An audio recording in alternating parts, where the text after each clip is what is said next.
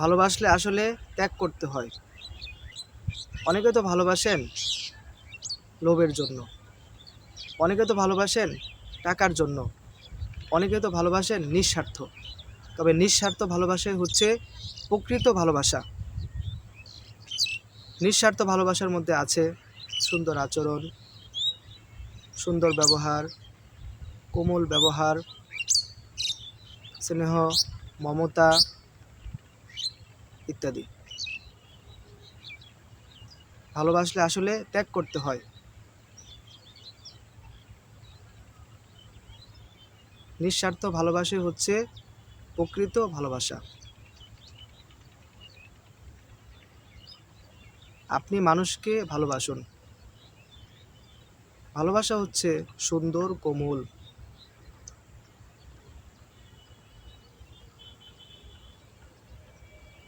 একটা উদাহরণ দিচ্ছি,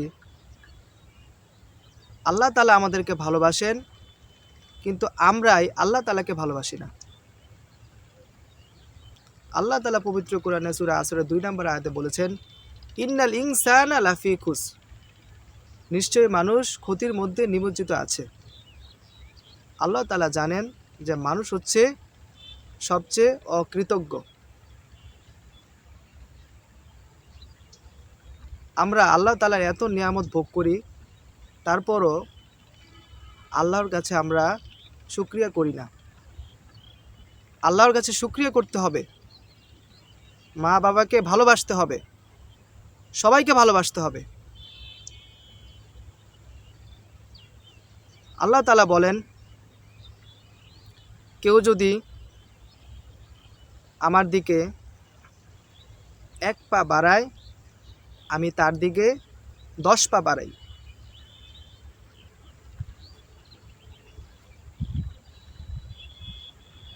আল্লাহ তাআলা সর্বত্র আছেন। আল্লাহ তাআলা সর্বত্র বিরাজমান। আল্লাহ তাআলা সবখানে আছেন, শুধু আমাদেরকে চাইতে হবে। অনেকে তো বলবেন যে আমরা আল্লাহর কাছে এটা চাই ওটা চাই, কেন আল্লাহ তাআলা আমাদেরকে দেন না? কারণটা হচ্ছে আমাদের চাওয়ার মধ্যে সমস্যা আছে। সেই সমস্যা আমাদেরকে সমাধান করতে হবে।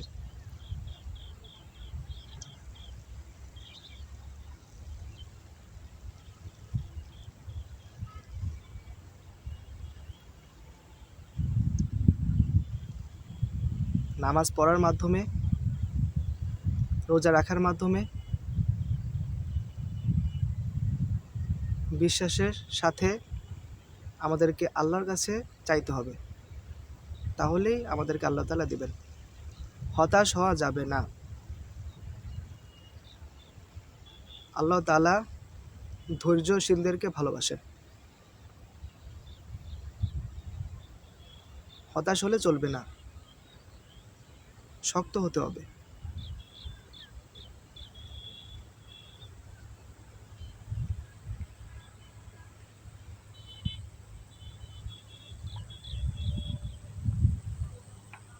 অনেকে চ্যাটিং করেন ফেসবুকে, ভালোবাসেন। ভালোবাসলে আসলে প্রকাশ করতে হয়। আপনি প্রকাশ করে ফেলুন এবং পছন্দের মেয়েকে আপনি বিয়ে করুন।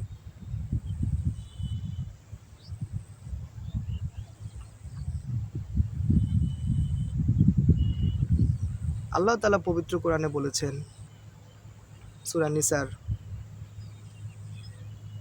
3 নম্বর আয়াতে যে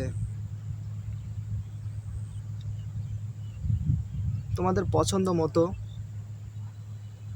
2 জন, 3 জন কিংবা 4 জনকে তোমরা বিয়ে করো।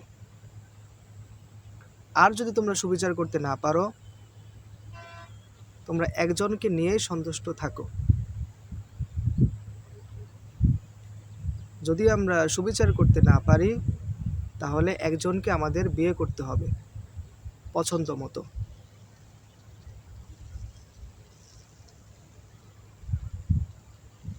এতিম নারীদের প্রতি অবিচার করা যাবে না।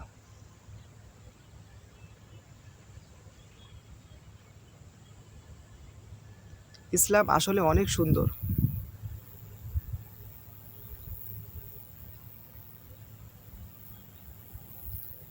ইসলাম মানুষকে ভালোবাসতে শেখায়। আরে মুসলমান মুসলমানের ভাই, মুসলমান মুসলমানের ভাই।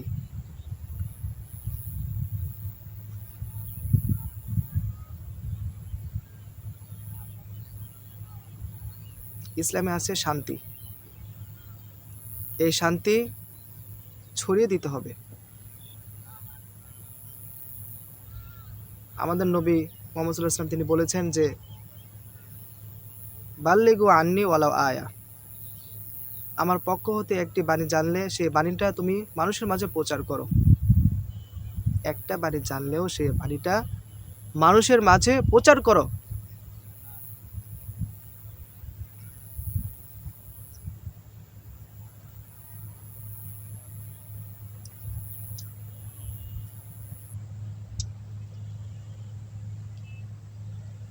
আমাদের নবী মুহাম্মদ সাল্লাল্লাহু আলাইহি ওয়াসাল্লাম তিনি যখন মাংস খেতেন তখন তার বিবিকে বলতেন যে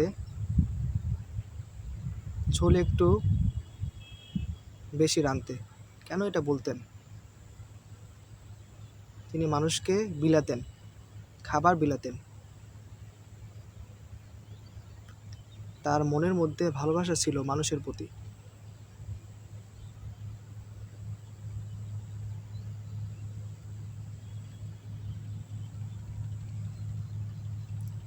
আজ এই পর্যন্তই। সবাই ভালো থাকবেন। আসসালামু আলাইকুম।